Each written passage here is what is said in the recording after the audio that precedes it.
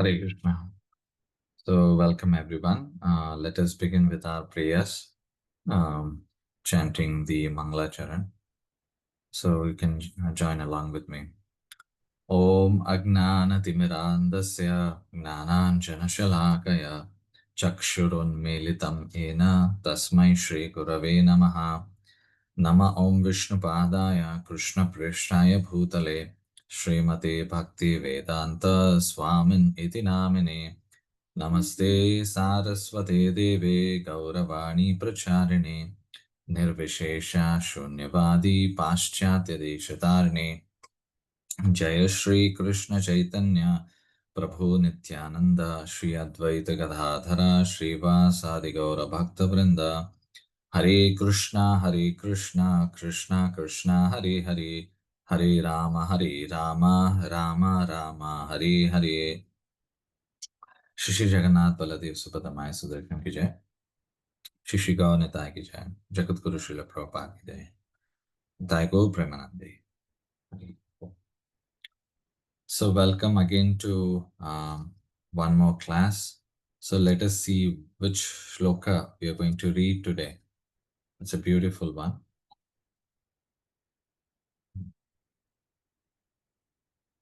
Okay, let me share my screen. So somebody would like to read this shloka and the translation. It's a very beautiful shloka. You can unmute yourself. Hare Krishna, Prabhuji, shall I read? Yes, Amritam. Vishaya vinivartante niraharasya dehinah rasavarjam rasopyasya param deshtva nivartate. Translation given by Srila Prabhupada ki jai. Though the embodied soul may be restricted from sense enjoyment, the taste for sense object remains. But ceasing such engagements by experiencing a higher taste is fixed in consciousness. Hare Krishna, Prabhuji. Thank you, Mataji. So here, Krishna in the previous shloka, I took this shloka 2.58, some 15 days back. So I'll just read the translation. One who is able to withdraw his senses from sense objects, as the tortoise draws its limbs within the shell, is firmly fixed in perfect consciousness. So, in that particular shloka, Krishna was talking about the example of tortoise. Now, today we are going to see further the explanation of how practically doing it, and there is limitations as well. Okay. Just a second. Let me go to my notes. Okay. Okay, so Vishaya Vinivartante Nira Aharasya Dehinaha Rasavarcham Rasopyasya Param Drishtva Nivartate. So Krishna here, he's answering Arjuna's questions, what he had asked in the previous shlokas, where he was especially asking Sthita Prajna Ka Bhasha. So he was asking how a person sits, how he speaks, how he walks. So in what sense? So that Krishna is giving answers, series of answers. He will continue to give answers till 2.63 for the question asked in 2.54. So here he's describing how a self-realized person, a sthita prajna, controls the senses, keeps them under discipline. So discipline of the senses is something which is very important. So this verse is a part of response to the question Arjuna had asked, Kim Asita? Okay, so 2.55 was answered about Ki Bhasha, Ka Bhasha, sorry. How does he speak? Okay, so Kim Asita, how does he control? So how does his mind work? So 2.56, Prabhasita, how does he walk, go around? So that was what 2.56 and 2.57. Now from 5.8 to 6.3, So there are 5-6 shlokas. He's answering about Kim Asita. So they were primarily these questions which were asked by Arjuna. So in the previous work, 2.58, that was Krishna spoke about withdrawing the senses. So he gave the example of a tortoise withdrawing its limbs. Now in this verse, he highlights the weakness of just one strategy. There he's speaking about only the withdrawing of senses. But there are some certain things we will see when practically applying. So how to overcome it? So that he's going to explain. So in this world, we have seen from the history that whenever a war is fought, a particular strategy is adopted. So the strategy is about the strengths and weakness with both the parties. So they'll try to gauge, and that's where it works. So in the Mahabharata also, either the Kauravas or Pandavas, they formed a battle formation. So it had its own advantages and vulnerabilities. So they had to see both. So the opposing side will always try to attempt to exploit the other's weakness. So that is how this world works. So when we are trying to employ a strategy, we must be aware of the limitations also and how to counteract them. For example, in a cricket team, you see when if the team is heavily relying on the spinners, it can be advantage when the pitch is supporting for the spin. But if say the batsmen on the opposite party are very much playing for spin, then the strategy is disastrous. So that's why the cricket team should have a good batsman, good bowling, spinner, fast pace bowlers, and also all rounders as well. So that's how they do the selection. So that's how it will work to win the game. So here the key point, what Krishna is trying to tell for any strategy is one must be aware of the limitations. What is the limitation for everything we are trying to see in this world? And definitely in terms of spiritual practice, we also have to understand what is my weakness. Everybody has his own strengths. Definitely, everybody is inclined for reaching that attraction is there to reach Krishna. That is there. That desire is there. But there are limitations. There are so many things which is stopping us. So we have to have that strategy of how we can control or withdraw the senses. So that was from the previous shloka. Now here in the shloka, Vishaya Vinivartante. Krishna is using the word Vishaya, which essentially means the same as in the previous shloka we saw, Indriyarthebhyaha. That means sense objects. So Vinivartante means stay away or give up. So we want to stay away or give up. That is the one option. So this word is connected to Samharate in the previous shloka also. So which appeared indicating withdrawal. What does it mean? To stay away from the sense objects. Niraharasya dehinaha. So dehinaha means the embodied soul experiences nirahara. Nirahara. So basically that is the meaning. Nirahara means you don't have anything, you're hungry. So what does it mean? You're experiencing a sense of starvation. So now, does this mean literally for fasting typically implies, on the conscious level, if I have to speak, is it something which relates to our stomach? I'm not eating. Let us see what it means. So, say suppose we are trying to undergo a medical test or trying to lose weight. So is it related to that?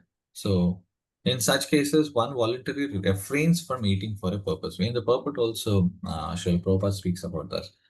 In contrast, the starving, niraharasya, usually refers to being malnourished due to external circumstances, such as poverty, famine, or inability to access food. So that is the general meaning, starvation means. In the embodied stage, when the soul is situated in a body, so it's just not the physical hunger, but also hunger of the senses also are involved. If everybody would be satisfied just by eating some food, we would have not had so much of varieties or variegatedness what we are seeing today. There's something else also which is running in ourselves. So when the soul takes a particular body, it begins to crave sense objects corresponding to that body. For example, a male craves for female, a female craves for a male. The attraction for sense objects, seeing appealing form, hearing pleasant voice, or feeling touch soft. So this kind of hunger, so the hunger of the senses I'm talking. So that is what we are experiencing or we're craving for. So when we experience hunger, we feel that something is missing and that needs to be fulfilled. So that is what it means. Hunger not only just relates what here it is mentioned only to the stomach. However, there is a key difference between biological hunger and sensual hunger. Biological hunger, as we understand, that hunger of the stomach, and it should be satisfied for survival.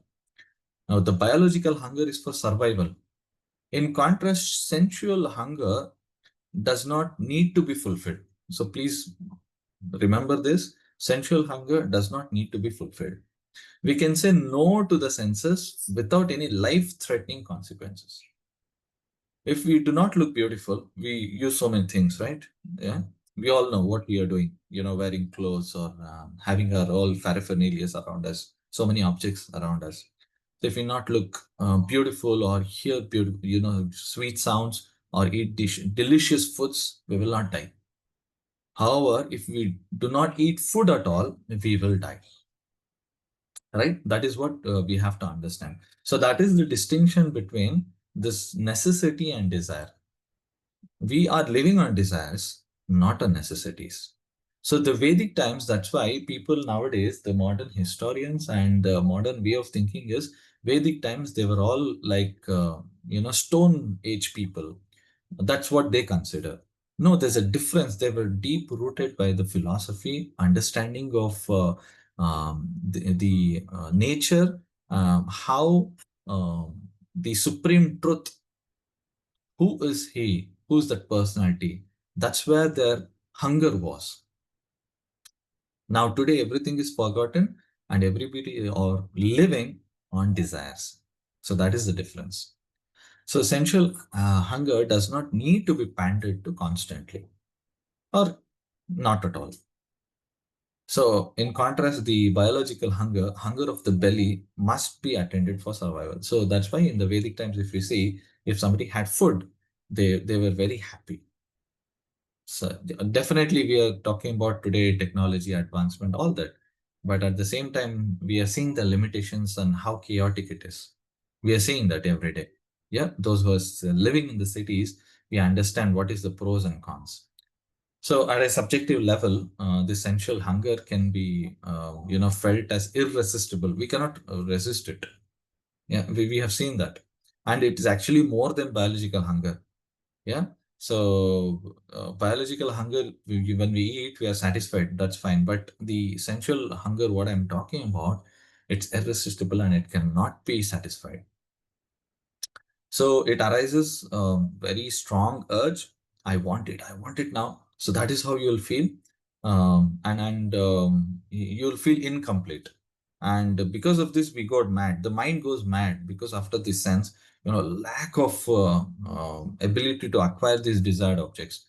So many desires will come, so many things, and I have so many wishes, but I cannot acquire it. So it is only after it, this, that. At least at this level, I'll take this, I'll do this, I'll do that. So then, okay, once I get it, okay, let me advance further, let me go one step ahead. So that is how we are leading life. So the word rasavarcham means that a person is feeling niraharis, is starved, chooses to abstain, rasavarcham, deciding that I will not engage. However, rasopyasya, even though one refrains from sense gratification, the taste will still remain. So in the previous sloka, we are talking about withdrawing the senses, but here Krishna is talking about rasavarcham and rasopyasya. So the taste will remain, it will be lingering in our head all the time. So what is the solution for this? He will explain in the further, the lines. So the rasa varjam rasopyasya, the word appears twice with a different meaning. So the first rasa varjam, he is referring to indulgence, the physical act of sense gratification, which gives us some pleasure. Rasa varjam means one decides not to engage in that sense gratification. However, the second rasopyasya, he is referring to inner craving. Physically, you're stopping something about the sense gratification, but there is rasopyasya. So he's telling that the hunger will remain internally and it cannot live for long. It will not stay for long. It has to burst out in some way. So in this way, action can be checked. So physically, the action can be checked, but the passion or the obsession it will not disappear. So it will be lingering, that desire in our heart, and it will lead to dissatisfaction. So now when the action is absent, but there is an obsession within the heart, okay, that obsession, if it is not fulfilled through action, then it leads to frustration also. That's why we see so many people are frustrated in life, because something is not satisfied. Even when we come to Krishna consciousness, we feel frustrated because there is something which is lingering in our heart. Why? That we will see. Because, uh, okay. So here he is giving the solution in the next line. Param drishtva nivartate. So what does this mean?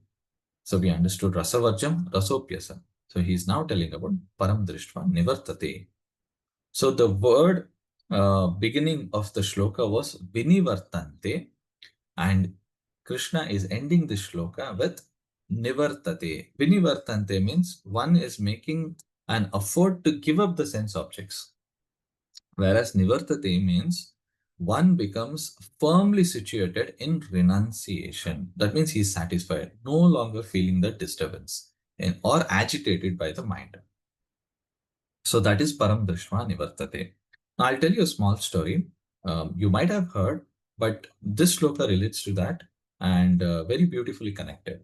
So in the Mahabharata, there is a Rishi or a Brahmana called Mudgala, and he had his wife and children, and he was up to his sadhana, and he would be that much. He did not depend on anybody or anything. So that's how he lived. He would collect the grains fallen on the ground, and whatever is collected, he would distribute.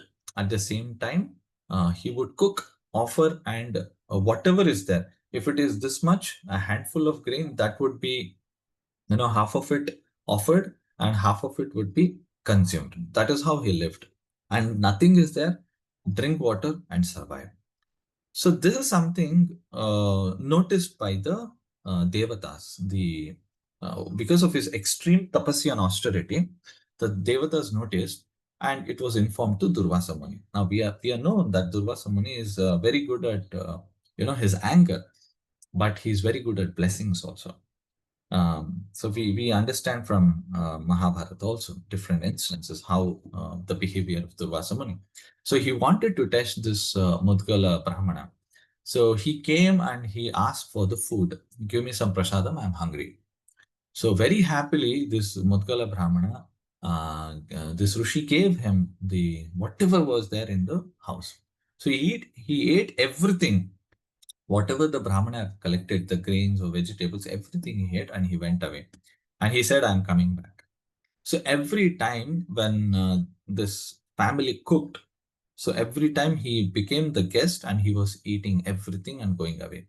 So like this for many days, the entire family actually fasted, and they did not have any sign of remorse or that pain in their face. They did not show it to Durvasa. That was the level of patience and tolerance they held back. So that is what I'm trying to say from this shloka about, so much frustration or so many things we go through, how he held back. So finally, looking at this level of patience and tolerance, Durvasa Muni told that, oh Brahmana, I have tested you looking at your tolerance and patience. I want to award you the heavenly kingdom itself.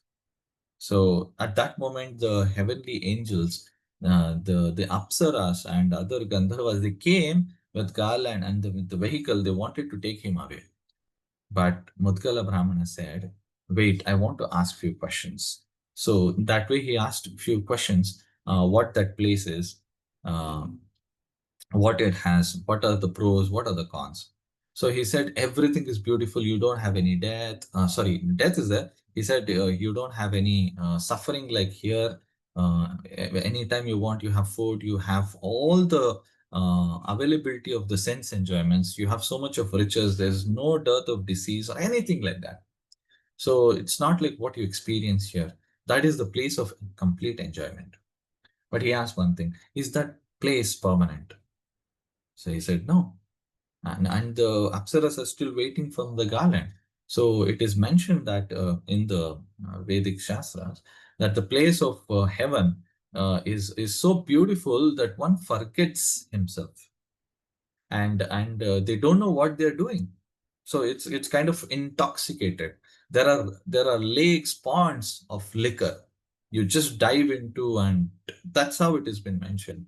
And also when some soul is going back to Vaikunta in the vehicle, the drivers are so well trained that they take through this path and they ask the soul who's going to Vaikunta, how is the Siddha Loka or other lokas in the heavenly planets?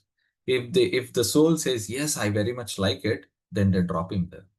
So we must be very careful that when we get the opportunity to perform a devotional service, at the same time, even at this level, while going back to Godhead also, there is the test of attraction for the sense gratification from this material world.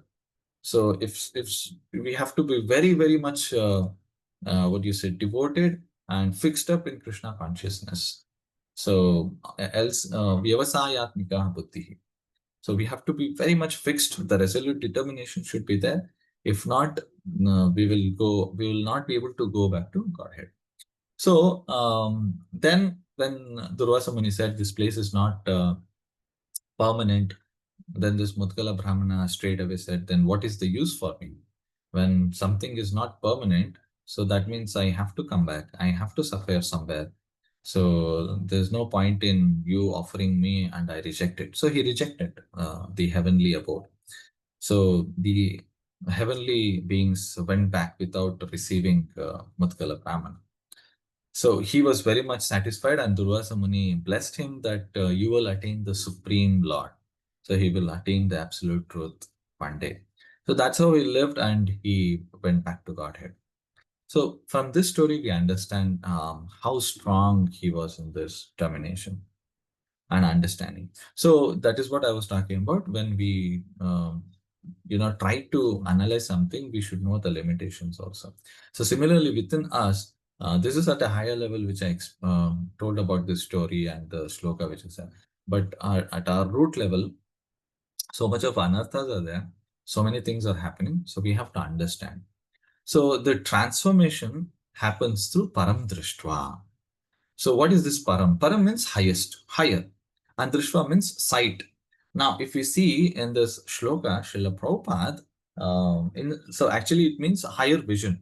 Okay, but Srila Prabhupada mentions param drishva as higher taste. Now, everybody loves to go to the restaurant.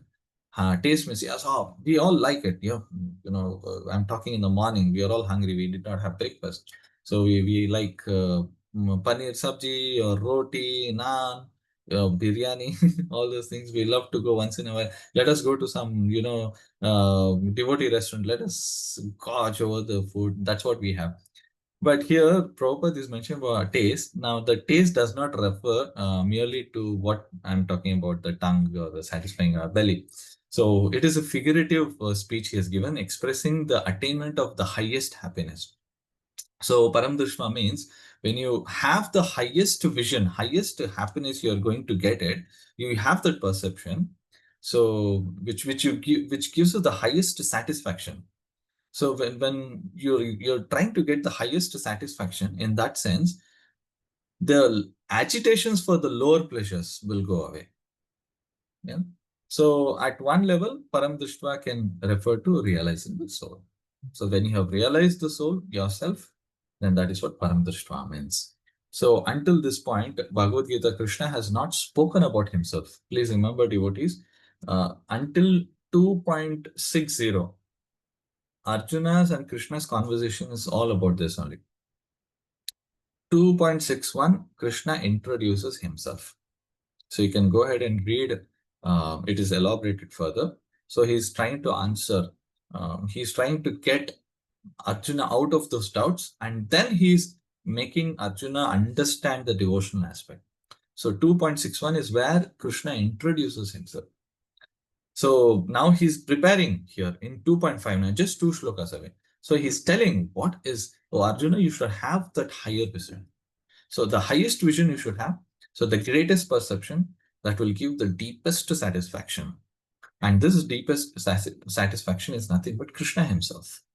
So when we fix our mind on Krishna by hearing his holy name, listening to his katha, or taking darshan of the deities, we go to the temple, we experience highest fulfillment and satisfaction. Somehow we are getting attracted. We love to go there. We love to do this. We love to chant, and we love to listen to the classes, or we love to go to the temple, eat prasad, dance, chant. Yeah. Now, just before this class, I was reading a quote from Radha Govind Maharaj. His Holiness Radha Govind Maharaj says that the dance, the chanting which we do in the morning, Mangalarti, the devotional, complete engagement, this satisfaction or this ananda, this happiness cannot be attained even by the billionaires. Even if you're a billionaire, if you don't do this, you will not be satisfied. So when we attain a higher satisfaction, renunciation, renouncing the things which we have, the idea, the so many desires will come. I want this, I want that. Now this renunciation will no longer feel like deprivation. Will not be deprived of time. Instead, we understand that while we are being asked to refrain from lower pleasures, we are gaining something higher. So when you have a vision, the param drishtva, you have a higher vision, now giving up a lower one will be very, very easy. So at this highest level, param drishtva refers to perceiving Krishna, connecting with him, especially in a devotional, loving relationship.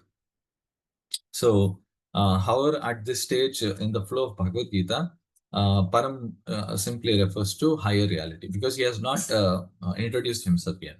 So that is what I'm trying to say.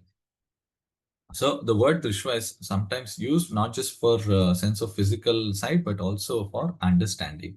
Because when we are speaking to someone, when we are trying, they are listening or we are listening, we see, oh yeah, I see, okay, I understand. So that means we are able to figure out something. I'm able to visualize something, right? So Krishna is trying to explain Arjuna in that way. So he's able to visualize something, yes, because he was at the lower level. Now he's taking him up at a higher perception.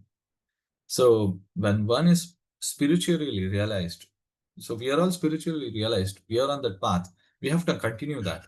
And we have to actually perceive this path. Now, before reaching that stage, we have to be very, very intellectually comprehensive. And the realization is very important, and the conviction also. So these three things are important. You should have intellectual comprehension, realization, and conviction about the reality of the soul. This is very important. This will bring understanding of peace. Shantim richati. Gnatva mam shantim richati.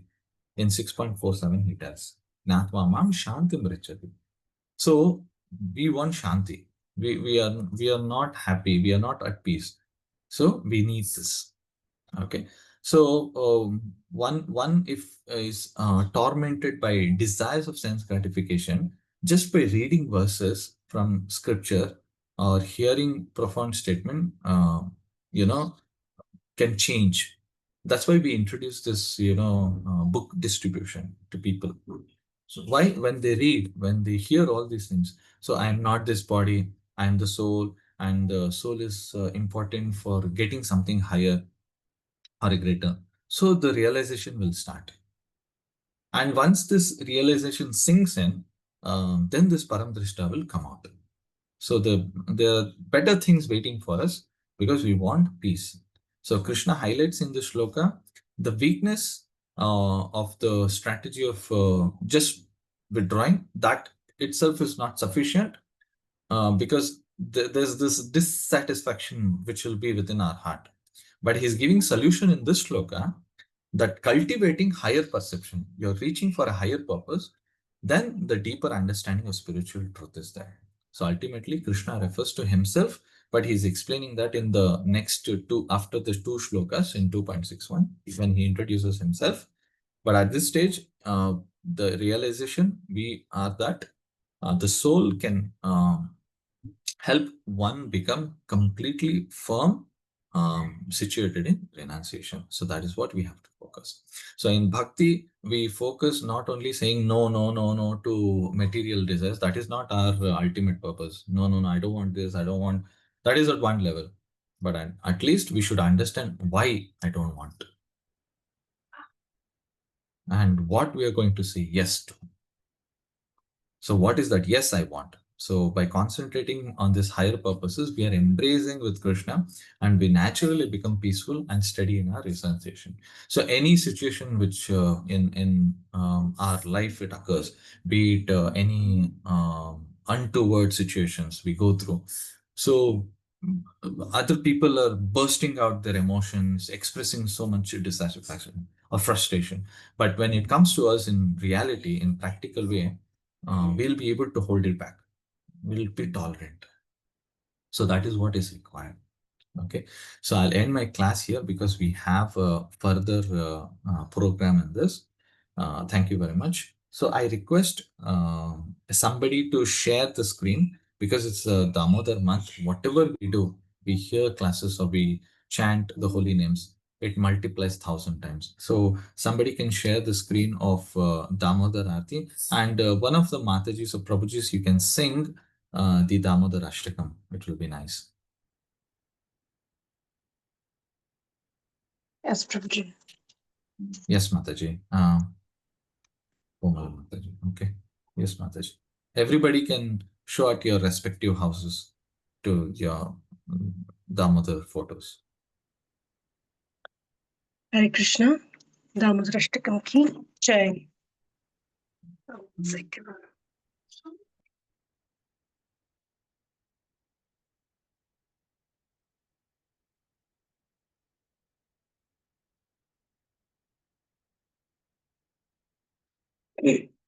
Hare Krishna.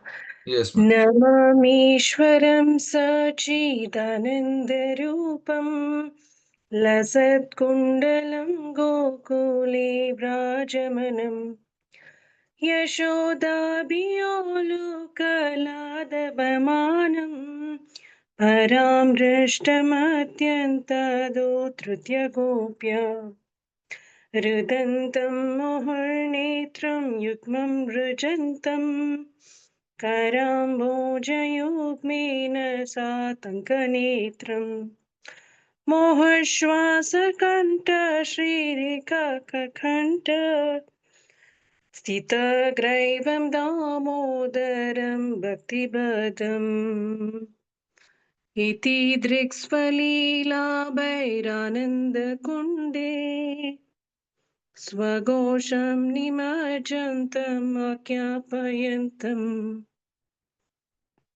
Tadiyeshitagneshu Bhaktaijitatvam Puna Prematastam Shatavriti Vande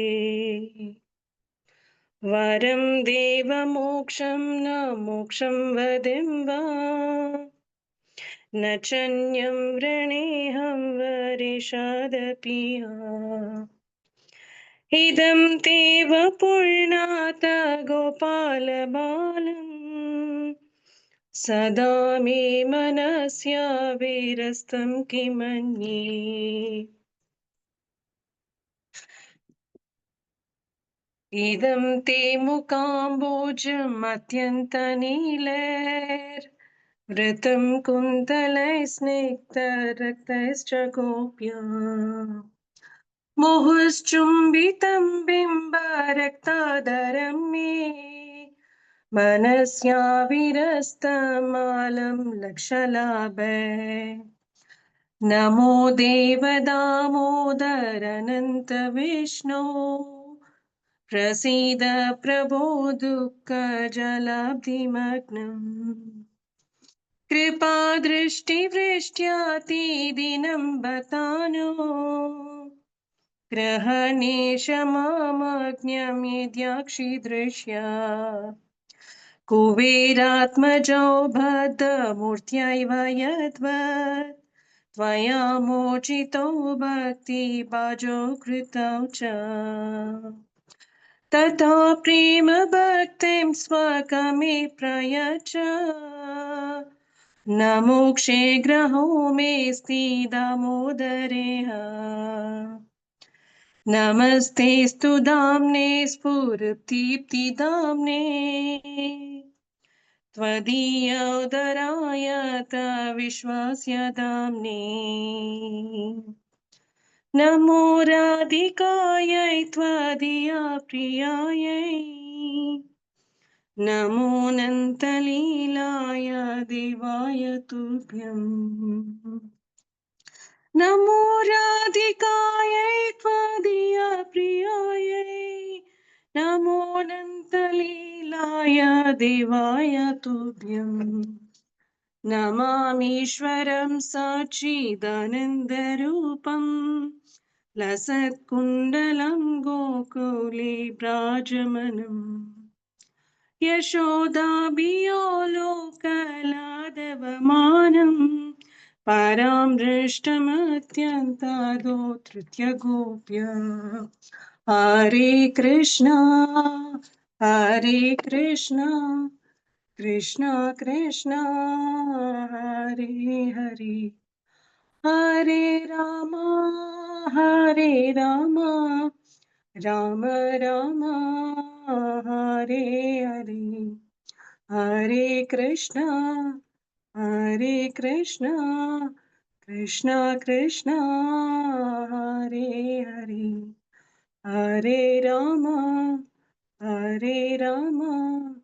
Ram Ram Hare Hare Damodar Ashtakam ki jai, Srila Prabhupada ki jai. Thank you, Prabhuji, for the opportunity. Hare Thank you. Krishna. Thank you very much for the participation, and thank you others also sharing the video. So happy Damodar month, and continue the sadhana and offer ghee lamps every day to the lordships. So we'll meet again in the next class. Thank you very Hare much. Krishna, Hare Prabhuji. Krishna. Yes, Mataji. Thank you. Prabhuji, by mistake Yes, Mataji. the previous class, Prabhuji was, we had not recorded, I think so, by mistake.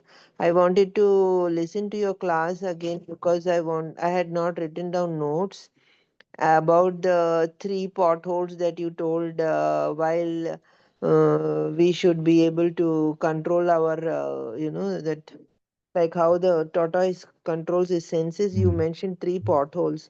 I did not make a note of it, and when I wanted to listen to your talk, I realized that we did not record it, Prabhuji. Okay. If you can share or you have it. Somebody had written on, I had made 3, this one. 1 second, I should be having in there. Is somebody having the 3 points? Because I had made a notes. 1 second, Mataji. I'm just looking for it. I had made somewhere that notes. Please, can I share my number with you so that in case you find it, you'll forward it to me? Yeah, Mataji. Give me your number, Mataji. 98490 98490 73754 737 54. 5. I am Kalyani Mataji. Kalyani Mataji. Yes, definitely. I'll share you that, Mataji, once because I thank you, have Prabhu. that. Sure, Thank you. Thank you very much, Prabhuji. Hare Krishna. Thank you. Hare Krishna. Thank you. Hare Krishna. Thank you so much, all the devotees joining us. We'll Hare meet Krishna, again. Prabhu. Dandavat Pranam. Thank you very much, Prabhu. Hare Krishna Prabhuji, Dandavat Pranam. Hare Krishna Prabhuji, Dandavat Pranam.